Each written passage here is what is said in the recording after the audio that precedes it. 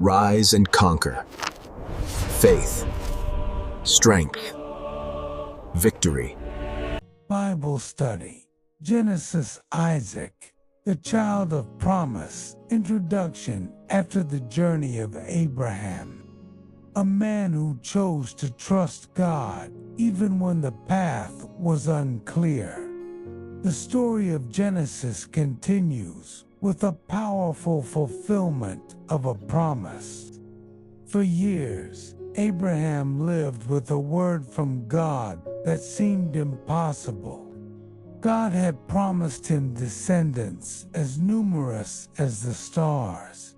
Yet time passed. Days turned into years.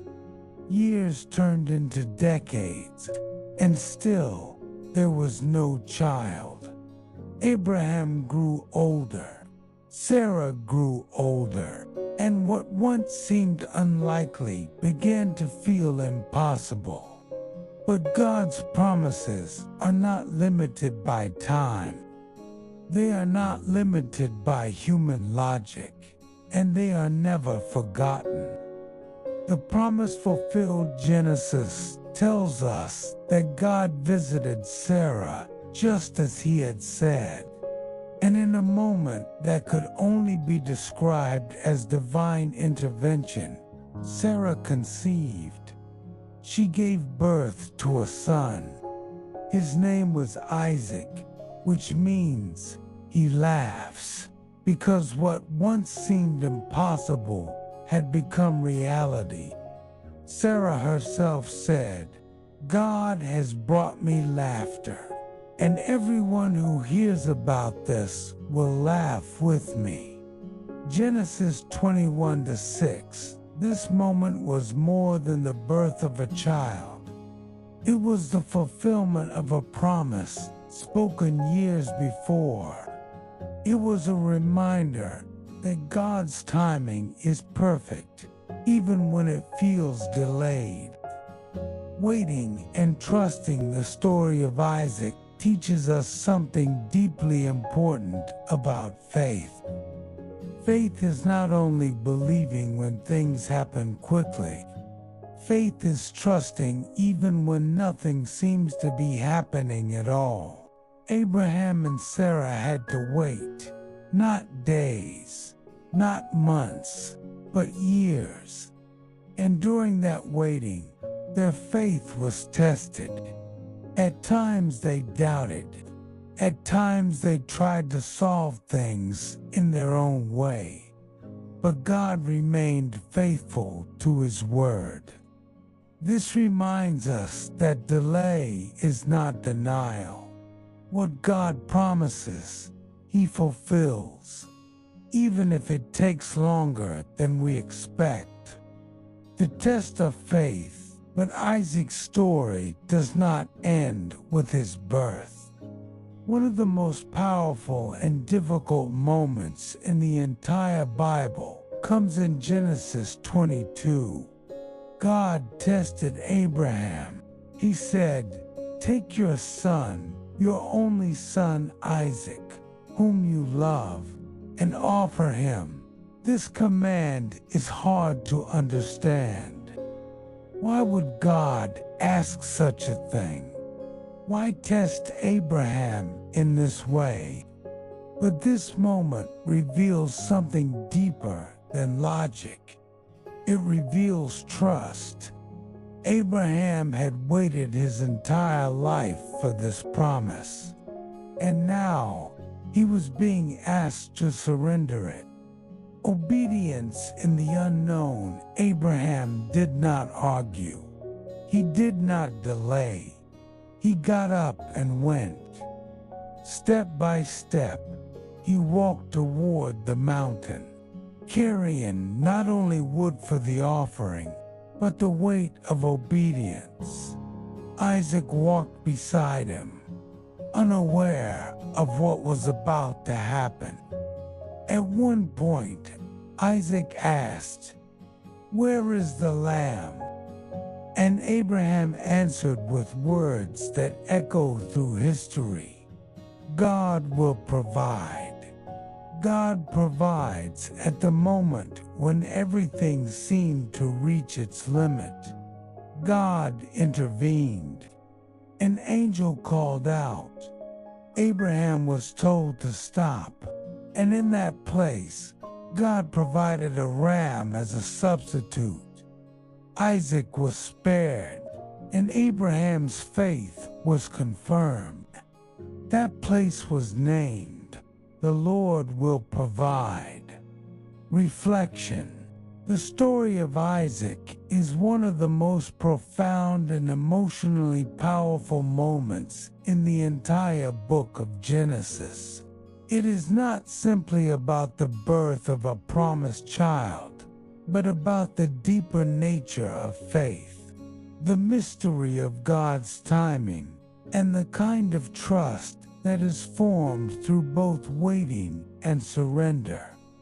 When we look closely, we begin to understand that this story speaks directly to the struggles, questions, and hopes that people carry in their own lives today. One of the most striking aspects of Isaac's story is the long period of waiting that preceded his birth.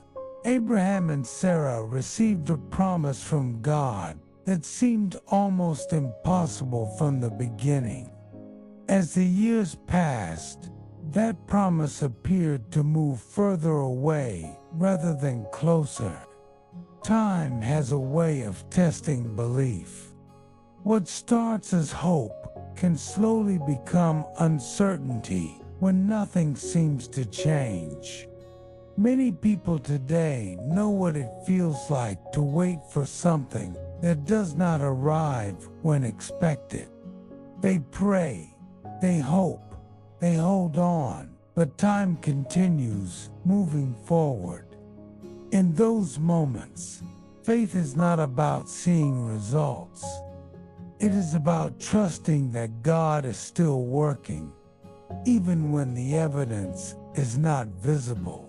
Another powerful lesson found in this story is the tension between human logic and divine promise. From a human perspective, the birth of Isaac made no sense. Abraham and Sarah were far beyond the age where having children was considered possible. Yet this is precisely where God's power is revealed most clearly, not within the limits of what is expected, but beyond them. This reminds us that God is not confined by circumstances, by timing, or by what seems realistic.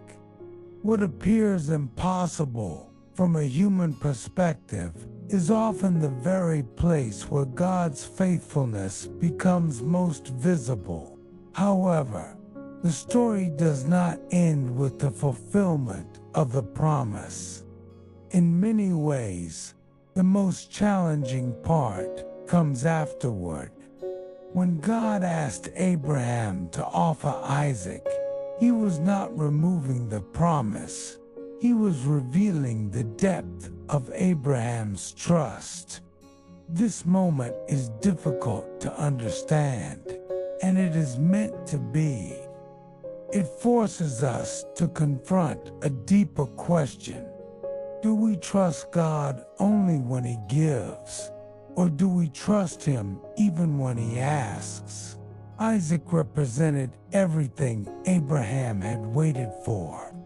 He was the fulfillment of years of hope, the evidence that God's promise was real, and the future that Abraham had been holding on to. To be asked to surrender, that was not simply a test of obedience. It was a test of whether Abraham trusted God more than the promise itself. This is where faith moves beyond belief and becomes surrender. In life, people often find themselves in similar situations, though in different forms. There are things we hold tightly, dreams, relationships, plans, expectations. And sometimes, life presents moments where we are asked to release control. Not always through a direct command, but through circumstances we do not fully understand. In those moments, faith is not about having answers. It is about trusting that God sees beyond what we can see. The words spoken by Abraham, "God will provide," carry a depth that goes far beyond that specific moment. They reveal a posture of the heart that chooses trust even without clarity. Abraham did not know how things would unfold. He did not have a visible solution, but he believed that somehow God would make a way. This kind of faith is not based on certainty of outcome. It is based on confidence in God's character. Another deeply meaningful aspect of this story is how it points forward to something greater. Isaac was a son who was loved, a son connected to a promise, a son who carried the future. Yet in the end, he was spared. This moment quietly points toward another story that would come later, a story where another son would not be spared, but given. Through this connection, we begin to see that the story of Isaac is part of a much larger narrative of redemption that unfolds throughout the Bible. For those who are in seasons of waiting, this story offers encouragement. It reminds us that waiting is not wasted time. It is often the place where faith is formed, where character is shaped, and where trust is deepened. For those who are facing moments of uncertainty or surrender, it offers a reminder that God does not lose control of the story. Even when we do not understand the chapter we are in, faith is not proven when everything is easy. Faith is revealed when we continue to trust, when we continue to walk, and when we are willing to place even our deepest hopes into God's hands.